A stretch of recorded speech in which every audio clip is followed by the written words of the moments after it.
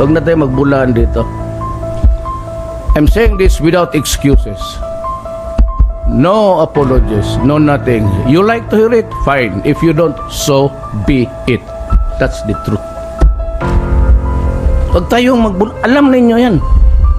They abound, the vultures, pretending to be journalists.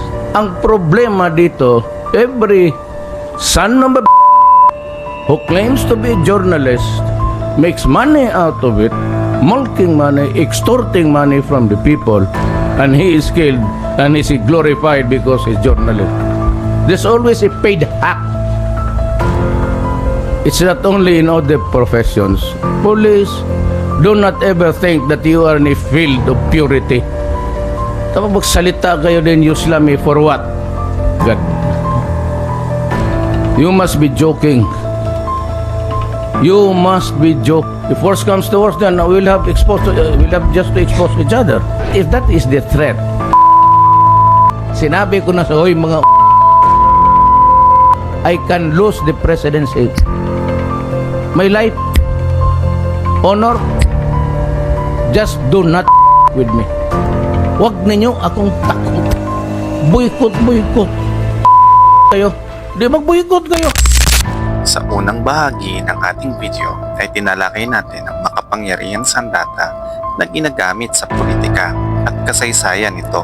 Ngayon, pag-usapan naman natin ng mas malalim pa ang kanilang teknik ng pag-iimpluwensya at epekto nito sa taong bayan. Bago ang lahat, intro muna tayo. I want a bloodbath talaga. Yan ay aking papalagan. Baka susunod ka sa dinaanan ng tatay mo.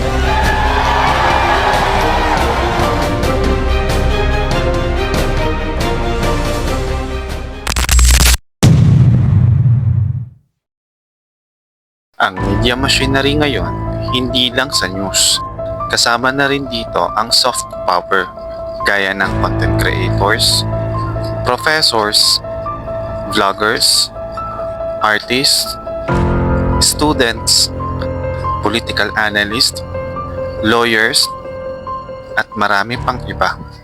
At narito ang kanilang teknik sa pag-iimpluwensya, framing. Pumipili ng anggulo na maglalabas ng emosyon. Halimbawa, victims of the 30s war, kahit may criminal case at nanlaban ng subject. Agenda setting, paulit-ulit na pag-ungkat sa isang issue hanggang sa ito'y tumatak sa isip ng publiko. Emotional packaging o appeal to emotion. May music, may visual effects, may storytelling style na parang pelikula. Kahit kulang ang facts, buo ang epekto. Independent voices, ginagamit ng students, influencers, academics bilang neutral commentators. Pero karamihan, kahanay na pala nila sa kanilang ideolohiya. Ito ang tinatawag na echo chamber. Iisa ang mensahe pero iba-iba ang boses. At sa dami ng sources, parang hindi propaganda. Pero kung iisa ang punto, anggulo at mensahe, propaganda pa rin.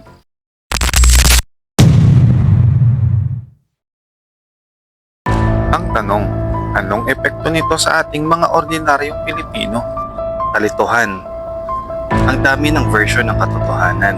Parehong issue, magkaibang balita. Hindi mo na alam kung kanino ka maniniwala. Divisiveness. Pamilya, magkaibigan, nagkakagalit dahil sa politika. Lahat ng gagaling sa magkaibang media exposure. Moral superiority. Kapag paulit-ulit mong naririnig na ang panig mo lang ang tama at moral, iniisip mo na ang iba masama o bobo. Diyan nagsisimula ang hate culture. Selective outrage. Naiinis lang kapag kalaban ng gumawa ng mali. Tahimik kapag kakampi ang sangkot. Ibig sabihin, hindi hustisya ang hanap, kundi panalo. Ganito kalakas ang epekto ng media machinery. Hindi lang ito impormasyon.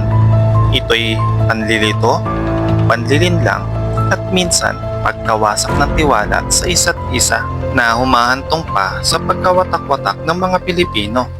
Representative, I just want to correct you on that. Yes, No, fake news was as prevalent before, except it did not attack the powers that be. Fake news before attacked the opposition. It attacked media. Today, it is attacking the sitting government. It was as bad, Representative, except the subject of the attacks today is the president. Dati kasi fake news protected the president. Mga vlogger po to supporting and Duterte. that is precisely, yeah, correct. Karen, nakikinig ka ba? Kung nakikinig sa Karen, yung mga TikTokers dito ha, i-cut nyo tong sinasabi ko. I-ano mo girl, palaki mo yung ano natin para bongga tayo. Para maganda yung ano. Kasi dahil lang, kailangan maganda naman ako. Karen Davila, anong sinasabi mo? Na biktima kayo ng fake news at naapektuhan kayo ng mainstream media. Unang-una, Karen Davila, yung pinagsasabi mong fake news, kayo ang pinakamaraming fake news. No, habang lumalaki kami. Ano bang sinabi ni Lee Kuan Yew tungkol sa mainstream media ng Pilipinas noon? Na it is a widely sandali, i-quote, kailangan meron akong direct quote niyan. Sinabi to mismo. Yes, maganda yung quote niya. Lee Kuan Yew. Okay, Lee Kuan Yew. Philippines. Okay. Anong sinabi ni Lee Kuan Yew? Ang sabi ni Lee Kuan Yew, Karen Davila, si Lee Kuan Yew na nagsabi nito. Sinabi niya, Karen Davila, a widely partisan press helped Filipino politicians to flood the marketplace of ideas with junk and confuse and befuddle the people so that they could not see what their vital interests were in a developing country. Do you understand that, Karen Davila?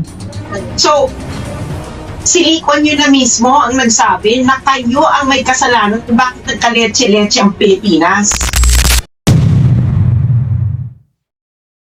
Kaya bago tayo mag-react, magalit o maniwala, tanungin natin ang ating sarili. Sino ang may pakinabang sa balitang ito? Sino ang kontrolado ng narrative? At higit sa lahat, paano ka mananatiling mapanuri at hindi magagamit? Kaya, ang tanong ko sa'yo, patas ba talaga ang media sa Pilipinas o bahagi ito ng isang mas malawak na laro na kapangyarihan? Ako si GATV at ito ang aking channel. Kung nagustuhan mo ang ganitong topic, huwag kalimutan i-like, mag-comment ang opinion mo at i-share ang video na ito. At syempre, mag-subscribe ka na. Hindi pa tayo tapos. See you sa next episode. But since you are a fake news outlet, then I am not surprised that your articles are also fake.